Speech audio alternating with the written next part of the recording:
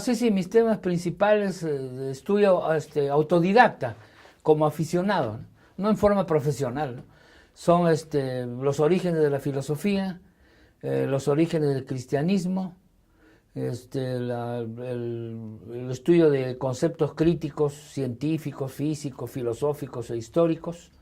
Principalmente es ese tipo de áreas, ¿no? Y problemas científicos, filosóficos en general, ¿no?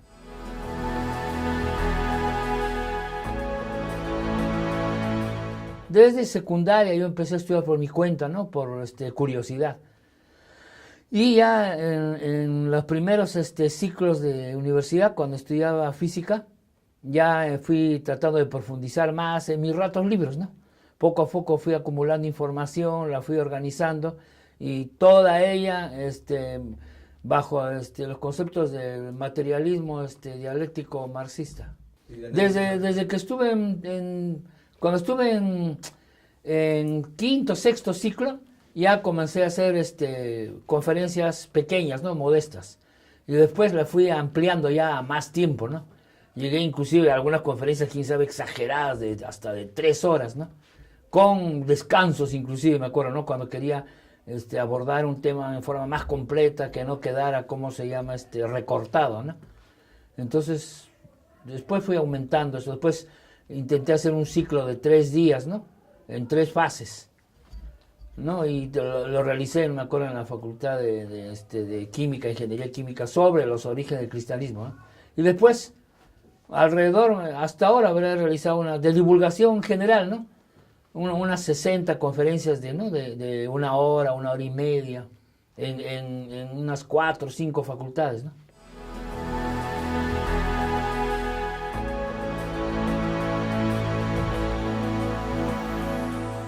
Bueno, el resultado ha sido establecer un principio general de existencia, no existencia de Dios, ¿no? En base a un principio general de existencia materialista.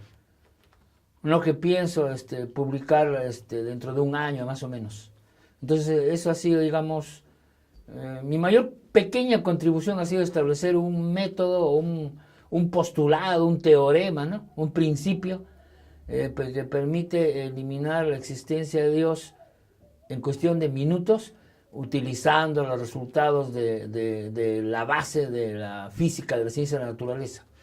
Y hay otros caminos mucho más largos, ¿no? Mucho más tortuosos, más difíciles de emprender, que requieren más explicación, que también los he estado estudiando poco a poco, ¿no?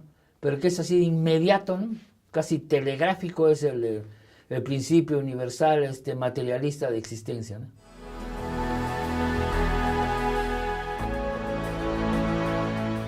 Sí, sí, el principio que yo he establecido es casi extrayendo, ¿cierto?, los principios del materialismo histórico, convirtiéndolos en un principio asociado, ¿no?, semejante, análogo para las ciencias físicas. Y se puede establecer que la esencia, el fundamento, el substrato último que conocemos hasta el momento para el universo, la naturaleza, es la materia, el espacio, el tiempo y el movimiento. O si queremos, el continuo materia, espacio, tiempo, movimiento. Entonces, todo se resume en ello. Se supone que este continuo genera y produce todo. O sea, todas las potencialidades del universo están encerradas en él. Todo sale de este continuo y todo regresa a él después de pasar por ciertos procesos. Si lo llevamos al principio universal de existencia materialista, diríamos de que si un objeto existe, solo puede pertenecer a 2 regiones: a la superestructura del universo o a la infraestructura. La infraestructura, por supuesto, es la fundamental. ¿Cuál es la infraestructura del universo, de la existencia física real de la naturaleza? El continuo materia, espacio, tiempo, movimiento. ¿Y cuál es la superestructura? Las emanaciones, la parte, ¿no?, exótica, ¿no?, de este continuo, que son las relaciones sociales, jurídicas, ¿no?, las relaciones, ¿cómo se llama?, de enseñanza, etc. Y arriba todavía una superestructura más refinada, en el cual está el pensamiento, las emociones, el amor, el odio, la justicia, la ética, la moral, las representaciones, las materializaciones de personajes, las personificaciones, etc. Entonces, la cultura, ¿no? La ética, la justicia, etc. Entonces, si Dios existe, Dios solo puede pertenecer a una de estas dos regiones, o pertenece a la infraestructura o a la superestructura. Si pertenece a la infraestructura, tiene que ser material, espacial, temporal y dinámico. Tiene que obedecer, ¿cierto? Y tiene que ser un sujeto semejante a un árbol, a un planeta, a los anillos de Saturno, a los satélites de Júpiter, a las galaxias, a los átomos, a los quantums, a los electrones, a los fotones, a las jirafas. Tiene el mismo destino de su estructura material, espacial, temporal y dinámica. Tiene que ser un miembro de este continuo, pertenecer a la naturaleza. Pero como el concepto de Dios, ¿cierto?, no acepta ese tipo de condiciones, se sale de esas condiciones, se pone fuera de este continuo, se pone en el nivel sobrenatural, entonces no puede existir en la base. Entonces la única región en la cual puede existir es en la parte más alta, ¿cierto?, de la superestructura, en la parte ideológica, en la parte de representaciones, de personificaciones, en la sección, ¿cierto?, de, ¿cómo se llama? Seres creados idealmente, ¿no? Entonces Dios solamente es un personaje, igual que el diablo, igual que las emociones, igual, ¿cómo se llama?, que el sentimiento, ¿cómo se llama?, de soledad, igual que las representaciones abstractas que nosotros hacemos. Es una personificación, es un ser imaginario. Entonces el único sitio donde puede quedar es en la región de seres imaginarios. Claro, posiblemente el ser imaginario más ambicioso, ¿no?, porque se le quiere dar una amplitud de capacidades o de acciones que sintetiza, digamos, muchas ilusiones, muchos sentimientos, muchas, ¿cómo se llama?, acciones ideales de las sociedades, ¿no? Entonces, siguiendo esa ruta, con este enunciado de 3 líneas, desde el punto de vista de todo el resumen de la esencia que sabemos de las ciencias físicas naturales, Dios quedaría eliminado. Ahora hay otros caminos más complejos, el de la evolución de la idea de Dios, el concepto de Dios, su evolución histórica, y ¿cómo se llama? Un estudio del sistema nervioso central, de las representaciones, ¿no?, a partir de fisiología neuronal, y desde el punto de vista de las ilusiones, ¿no?, cómo se desarrollan. Entonces hay otros caminos, ¿no? El camino histórico, estudiar, digamos, los dioses en general y cómo han evolucionado, ¿no?, junto con las sociedades. Es un camino más largo, ¿no? Y después puede haber un camino también de tipo existencial, ¿no?, de establecer, ¿cómo se llama?, los parámetros que Dios debería de cumplir si existe. Entonces habría que ver qué tanto le exigimos que debe de cumplir. Entonces ahí nos encontraríamos con un montón de contradicciones, ¿no?, inaceptables, que eliminarían a Dios. Y hay otra posibilidad última, ¿no?, la posibilidad ya desesperada, ¿no?, en la cual se pueda suponer de que a pesar de todo lo dicho, de todo lo estudiado, Dios sí existe. Supongamos que al fin y al cabo nos equivocamos, pero sí existe. Entonces ahí se les tendría que aceptar ser sometido a un cuestionario. Y para ese cuestionario tenemos que tomarlo nosotros como modelo. La única forma que podemos intentar conocerlo, etcétera, es tomándonos nosotros como principio modélico, como semejantes. No hay otra forma, ¿no? Y entonces tenemos que decir, si Dios existe, entonces tiene que ser lo mejor de la sociedad humana, elevado a un nivel pues enorme, ¿no? Entonces en base a eso podemos juzgarlo, ¿no? Y nuestra acción desesperada nos llevaría a un modelo de Dios desagradable, ¿no?, completamente diferente a lo que esperaríamos, ¿no? Y tendríamos que aceptarlo tal como es, ¿no?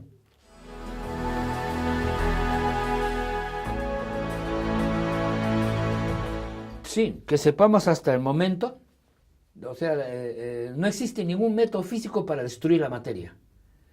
Se supone que las definiciones de cuando se destruye un sistema, un cuerpo, un elemento físico, es cuando se le suministran energías superiores a las energías internas de enlace que tienen. Entonces, cuando se hace eso, ¿no?, de ninguna manera se destruye, sino lo único que hacemos es descomponerlo en otros componentes o transformarlo, nada más.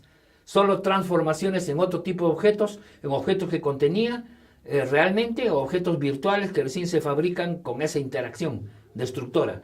Pero nunca, jamás se ha podido, y se supone, ¿no?, extrapolando, que jamás se logrará hacer que un objeto se sumerja en la nada, que desaparezca completamente del universo real, sin dejar ningún rastro, ni ninguna herencia, ni ninguna transferencia, ninguna transmisión a sus sucesores, ¿no?, que aparezcan después de esas reacciones. Entonces, como es una experiencia absolutamente desconocida, extrapolando, no podemos demostrarla en forma absoluta, no hay forma, pero extrapolando en base a todas las experiencias físicas, llegamos a que esa nada no existe y que todos los objetos, todos los seres materiales que pertenecen al continuo, materia, espacio, tiempo, movimiento, son indestructibles y siempre han existido. Lo único que han tenido es transformaciones, cambios, intercambios internos, ¿no?, cambios de diferentes formas de cuerpos, diferentes relaciones, pero la sustancia fundamental, el sustrato, materia, espacio, tiempo, movimiento, indestructible y que siempre existe con esos 4 componentes completamente fusionados, nunca se ha podido aniquilar, ¿no? Lo único que podemos es tratar plásticamente, ¿no?, con esta materia y observar sus transformaciones, o obligarla a que haga ciertas transformaciones siguiendo sus propias reglas, ¿no?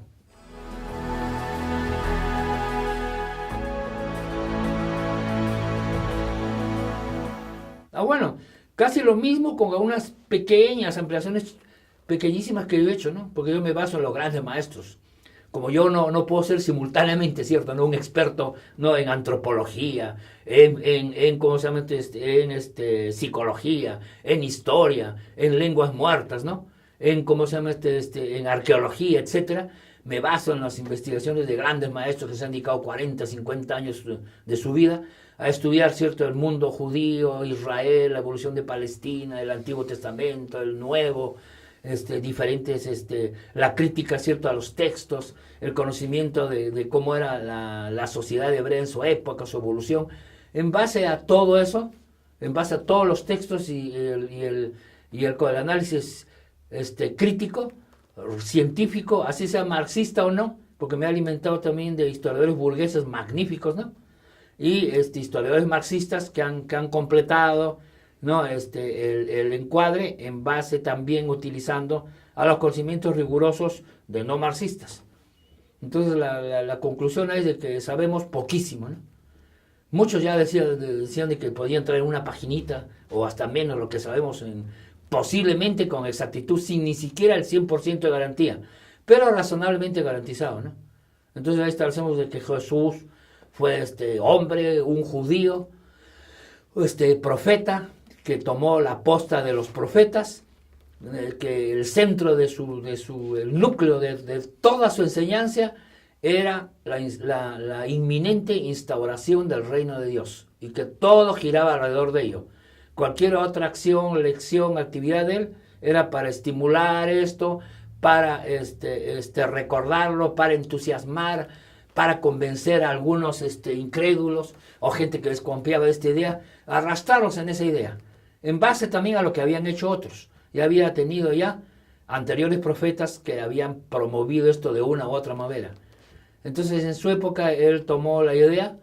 Posiblemente había uno de los anuncios para la instauración del reino. Habían varias fechas, habían pasado algunas, y una que estaba posiblemente de moda, debido a algunos historiadores que han buscado esos detalles, era alrededor del año 30, no de lo que sería después de la era cristiana. Entonces él posiblemente recogió esta idea, esta emoción de que alrededor de esa época iba a ocurrir la instauración del reino.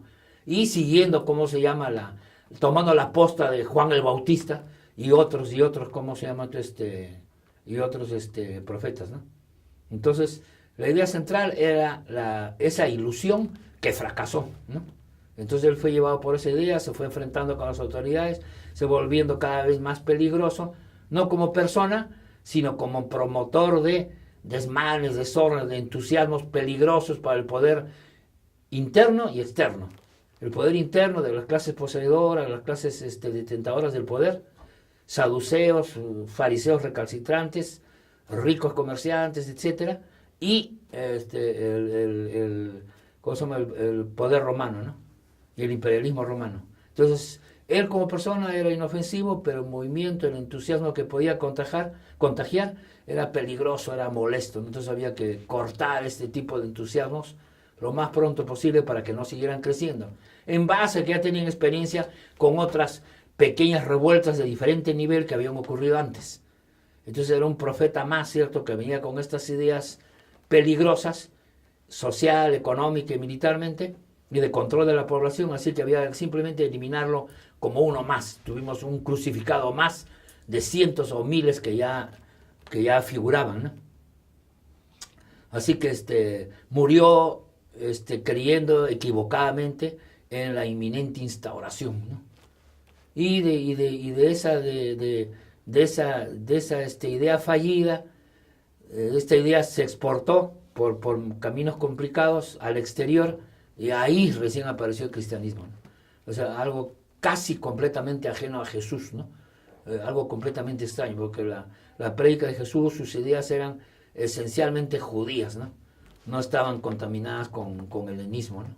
O con otro tipo de creencias. Así que lo que vino después hubiera resultado completamente extraño, ¿no?, a Jesús. Porque para Jesús, digamos, no había futuro, no había tiempo. Con la justa, ¿cierto?, cuestión de días, estiremos el asunto semanas, meses, exagerando, ¿cierto?, años, pero ni siquiera años, a lo más serían meses, quién sabe. Era la instauración inminente del reino. No llegó nunca, y nunca llegará.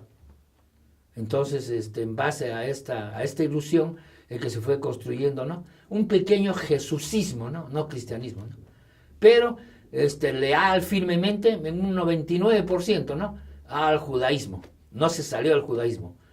Y introdujo ciertas suavizaciones, ¿no?, ciertas cosas más, reducciones a las exageraciones, ¿cierto?, de los rigores que modernos que se habían introducido de la ley antigua, ¿no?, de la Torá, ¿no?, tratando de suavizarlas, hacerlas, humanizarlas un poco, pero en pequeña cantidad, ¿no?, en algunos sitios demasiado duros, ¿no? Pero después en el resto concordaba plenamente con un judío de clases populares, ¿no?, normal, típico.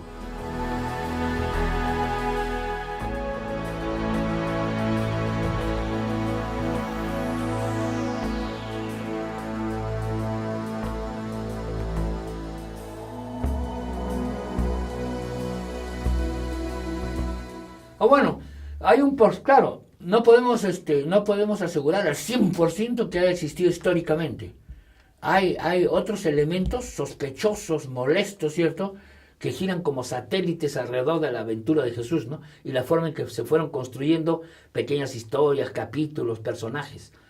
Pero el camino más sencillo, el menos enredado, el que puede brindar más satisfacciones a un historiador, menos complejo, menos enredado gratuitamente, ¿no?, es de suponer que existió un profeta, ¿cierto?, uno más, ¿no?, como Teudas, Judas el Galileo y otros, ¿no?, el egipcio, etcétera.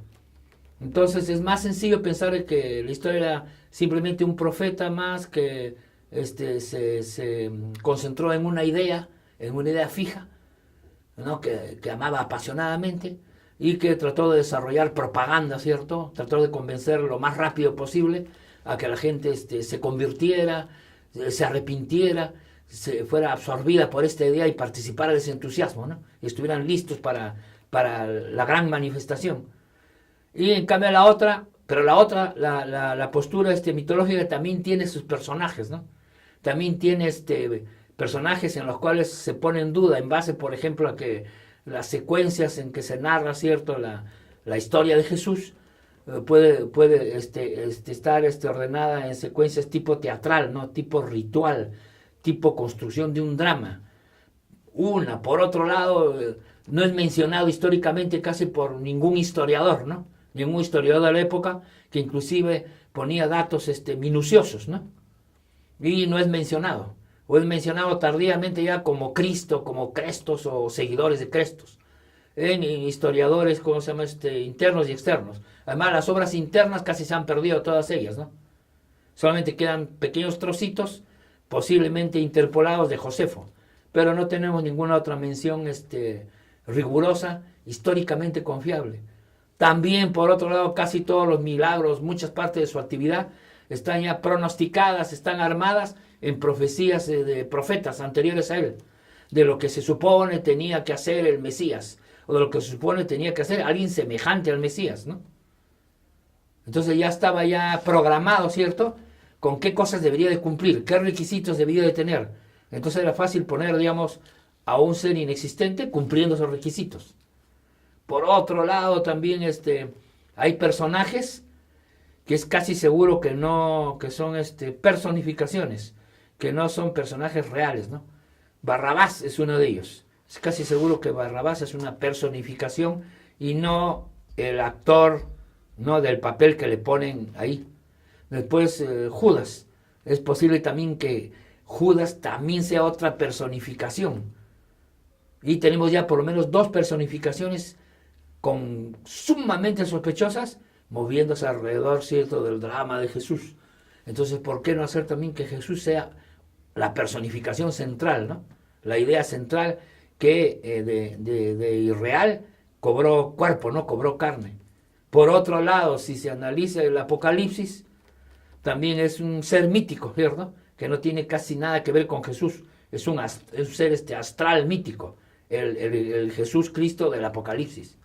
Por otro lado, si se ordenan cronológicamente las obras, ¿no?, de cartas de Pablo, evangelios, etcétera, sabemos que las cartas de Pablo, ¿no?, la actividad de Pablo es anterior a los evangelios. Y en esa, ¿cómo se llama? En esa actividad no se materializa ningún tipo casi de detalle, solamente resúmenes muy generales sobre el ser real, humano Jesús. Ya él está completamente absorbido por la concepción mítica, ¿no?, de Cristo. Inclusive le molesta cualquier tipo de acción o querer tener conocimiento, ¿cierto?, sobre un Jesús carnal, un Jesús histórico, ¿no? Claro, hay partes también en la cual él mismo aboga a favor de Jesús, en el sentido de que le molesta que le mencionen la época en que Jesús Cristo fue un profeta, un hombre real, ¿no?, que ahora él se ocupa de Cristo nada más. Inclusive hasta se defiende de aquellos que mencionan, ¿cierto?, haber conocido, ¿cierto?, los de la comunidad de Jerusalén, que se apoyan que ellos sí conocieron, ¿cierto?, al maestro, estuvieron junto a él, pero él dice, no, yo conocí al maestro superior, yo conocí a Cristo, ¿cierto?, una forma superior, y no a Jesús en la carne. Y a eso fue aboga de que efectivamente existió, ¿no? Pero al mismo tiempo todo su discurso es de un Jesús mítico, de un Jesús ya convertido en Cristo, ¿no? Ya Jesús queda como un núcleo pequeño, ¿cierto?, ¿no?, molesto, ¿no?, ¿cómo se llama? Embarazoso de Cristo, ¿no? Entonces él ya se dedica a predicar a Cristo, tratando de olvidar, de borrar a ese Jesús molesto, ¿no?, de carne y hueso que caminó, ¿cierto?, por Israel, ¿no? Él no quiere saber casi nada con él, ¿no? Y hasta se opone, ¿cierto?, a los que pretenden, ¿cierto?, a hacerlo resurgir o ponérselo frente a sus ojos, ¿no?, o querer utilizarlo para quitarle cierto prestigio, cierta autoridad. Entonces ahí hay varios textos, ¿no? Hay otros textos de la ascensión de Isaías también, en que aparece una idea premonitora, ¿no?, anterior, de un hijo de Dios que es sacrificado frente al diablo, por el diablo, antes de que aparecieran los evangelios, ¿no? Entonces, eso también aboga por un porcentaje de miticidad, ¿no? Pero no es fácil, digamos, saber quién gana a quién, ¿no? O sea, tenía que descubrirse nuevos textos, más detalles que ya no se han tenido más. Casi todo nuestro conocimiento sobre Jesús, lo que podíamos saber, ha acabado ya en 1935-40, ¿no? Hubo una gran ilusión con los roles del Mar Muerto, pero fue una desilusión, ¿no? Se creía que caramba íbamos a tener información. O con los escritos de Nag Hammadi, tampoco, ¿no? Entonces, lo que tenemos lo que han hecho los grandes maestros que han investigado esto, alemanes, franceses, ingleses, terminó casi en el 35. Todos los agregados son revisiones sobre ellos o analizar cierto filón, ¿no?, ciertos detallitos, tratar de desarrollarlos un poquito más, ¿no?, pero después ya no ha habido más. Casi todo lo que sabemos proviene de ellos. Y el marxismo ya lo que ha hecho es el materialismo, es tratar de encuadrar toda esta información, la fidedigna, ¿no? La rigurosa, en el cuadro ya económico, social, político, ¿no? En el de estructuras sociales. Por eso es que al materialismo marxista no le interesa tanto el personaje de Jesús, sino cómo evolucionó esta sociedad, cómo este tipo de sociedades generaron este tipo de creencias, ¿no? Cómo era la estructura económica, social, política de Israel y sus vecinos, para que creen, para que de ellos emerjan estos personajes, ¿no? Toda la red, toda la telaraña, la filigrana que los construía, ¿no? Y deja que los especialistas, marxistas, no marxistas que quieran, se ocupen del personaje propiamente, ¿no? O de los apóstoles, los que lo reunieron, de detalles de ese tipo, ¿no?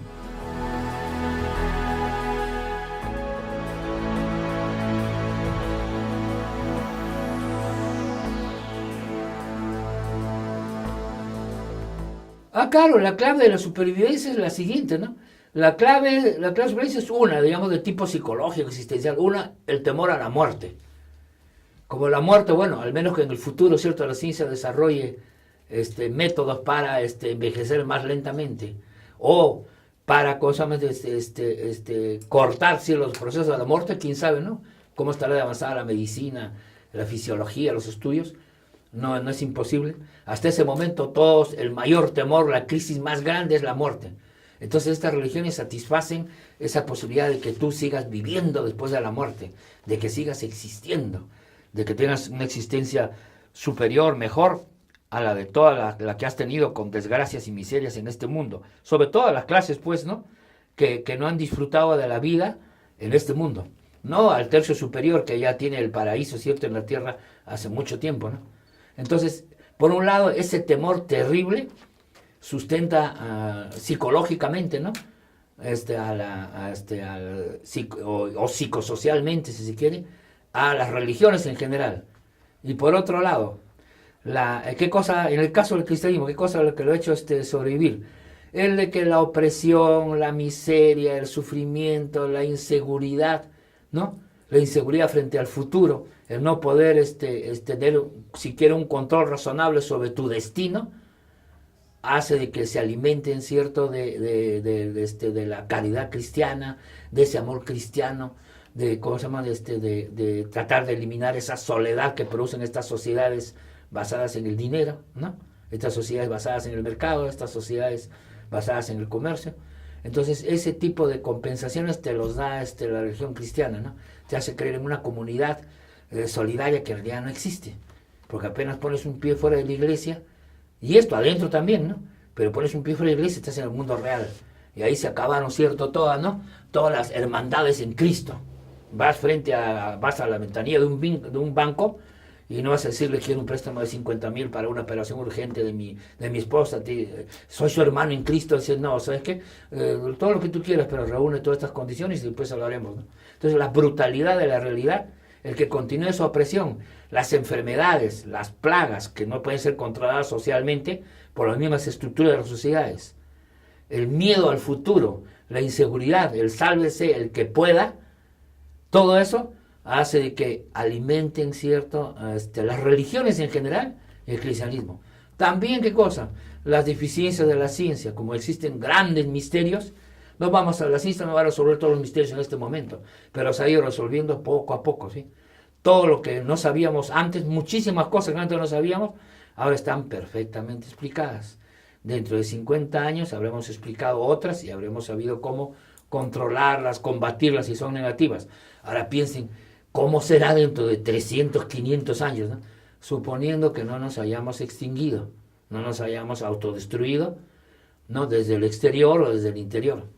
Y, por otro lado, el cristianismo es sumamente flexible, ¿no? En el caso del cristianismo, el cristianismo tomó lo mejor de lo que pudo, tomó lo mejor del helenismo, lo adaptó, tomó lo mejor que podía y le servía a sus propósitos de las religiones de misterio y de otras culturas, y de culturas populares, y las amalgamó, hizo una concordancia sumamente inteligente, hecha sobre todo por Pablo, todos los seguidores, ¿no?, y los padres de la iglesia.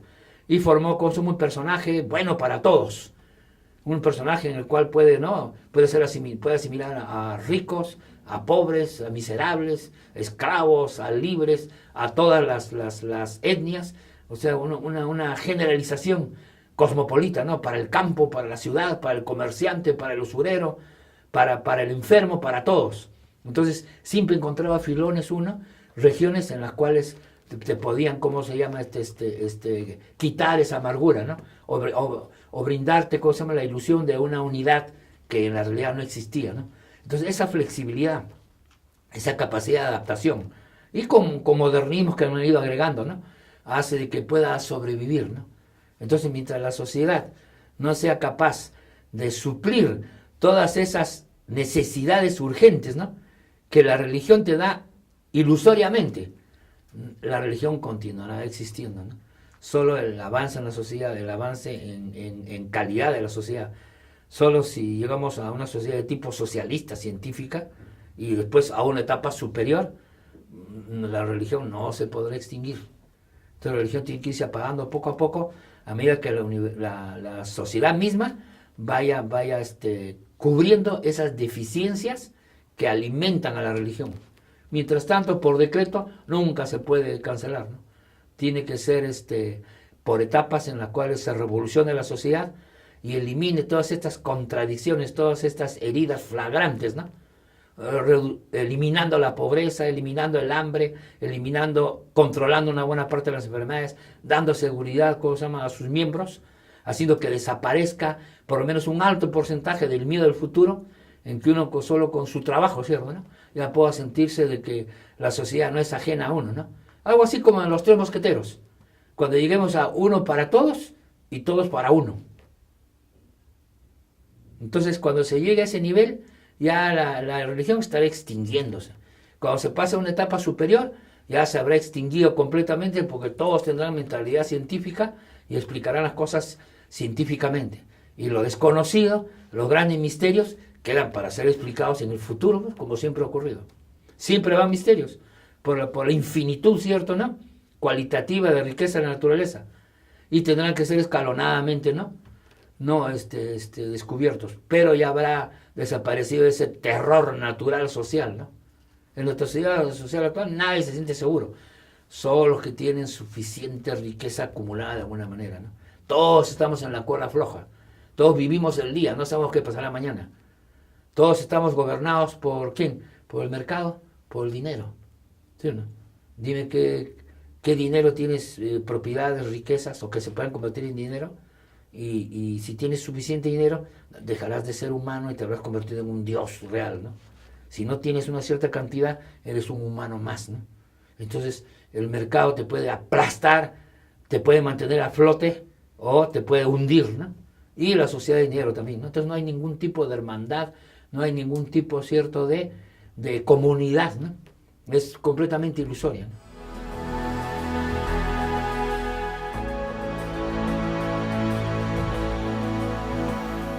Claro, en general es el propio pueblo como estableció Marx, pero no siempre. Han habido casos excepcionales, como justo menciona Puente Ojea, por ejemplo, ¿no?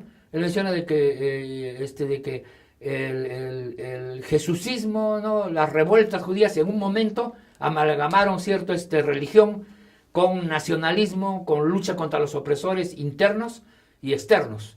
Entonces, por un momento, esa mezcolanza, la religión ahí fue un motor propulsor, ¿no?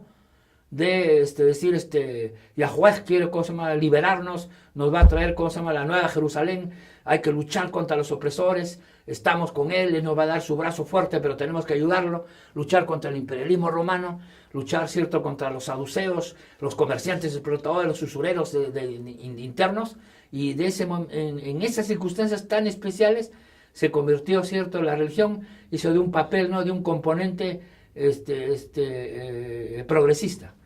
Ahora sí, claro, como una ayuda revolucionaria, según una concepción religiosa también revolucionaria, de liberarte, ¿no?, de liberarte de opresores, de establecer una justicia popular, pues, ¿no?, de tipo campesina, artesana, como quería la mayoría de la población, inclusive de las ciudades. Entonces, si esas cosas han ocurrido en la India, en la China, En otros sitios, si estos dioses o este tipo de idea religiosa se ha puesto de cómplice, o se ha puesto como sea al servicio de ese tipo de ideas, se han armonizado, entonces ha tenido un papel, como se llama, revolucionario, progresista, ¿no? Si es que no ha hecho ese papel, sino más bien ha reforzado a los opresores, ha apagado los incendios revolucionarios, ¿no? Te ha quitado ese entusiasmo por rebelarte y, digamos, ha coadyuvado a mantener el orden, a aceptar a las autoridades, como hasta el mismo Pablo hace, ¿no? De que no haya revueltas, no piensen los esclavos en liberarse, las autoridades están puestas por Dios, así que no hay que oponerse a ellas. No hay que liberar al esclavo, sino hacerlo más bueno. Entonces, si tienen ese tipo de ideas, entonces, claro, es completamente, es una droga, ¿no? Y los ricos, los opresores, los que quieren mantener el estatus, están felices, ¿no? Entonces reparten libros, textos, dicen que continúa esta religión porque nos asegura, nos da estabilidad, ¿cierto? Apaga los incendios de los revoltosos, ¿no? Esta gente se conforma y dice, bueno, en otro mundo, ¿cierto? Habrá justicia, si no lo hay acá, lo esperamos en otro mundo, ¿no? O hay que ser buenos, ¿no? Ya si las cosas son como son, porque es parte de la voluntad de Dios, ¿no? ¿Para qué oponernos a ella, ¿no?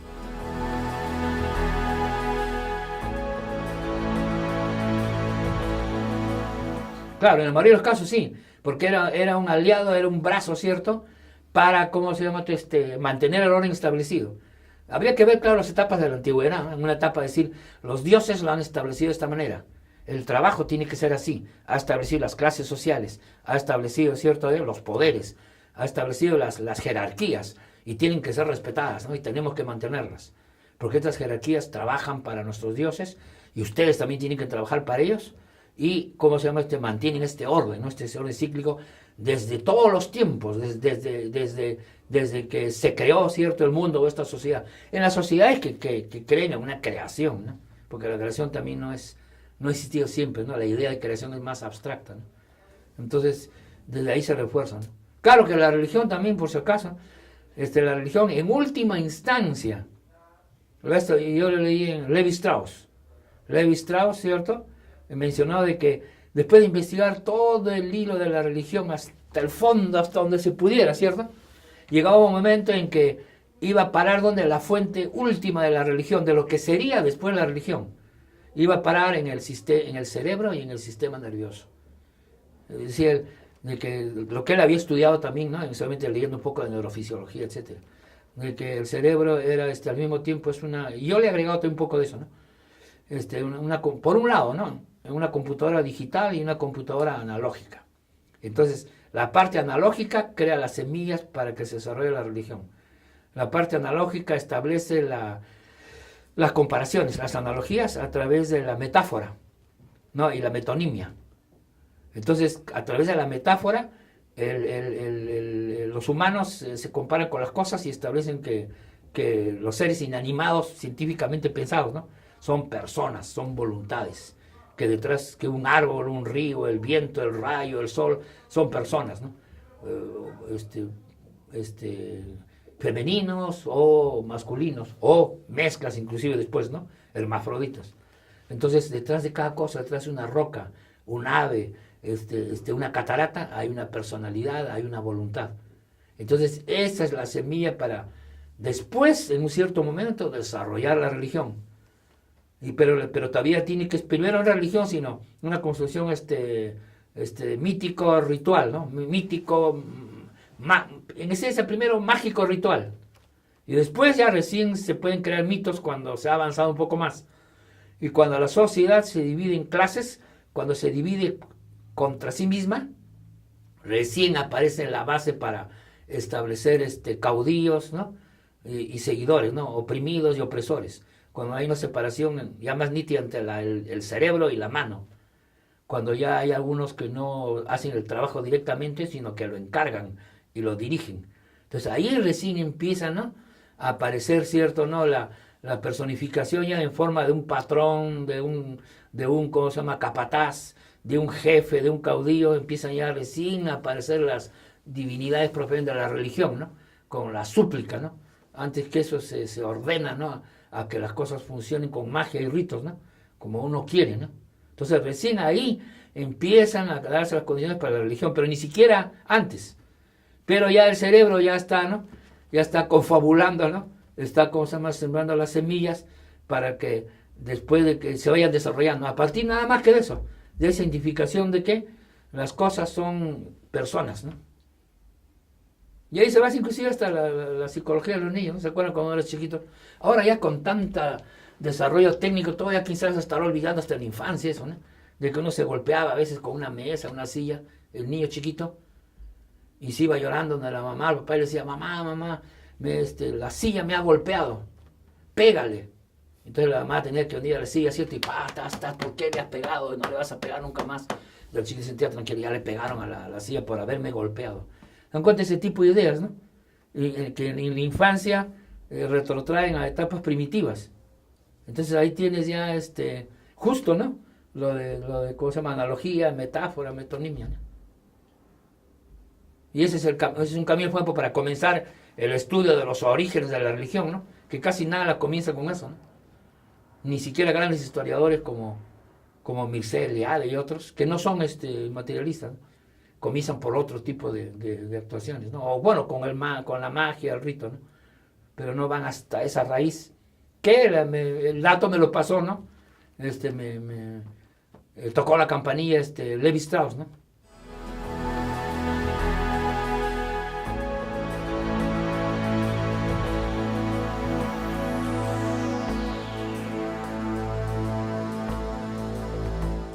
Claro, está retrasada, desfasada.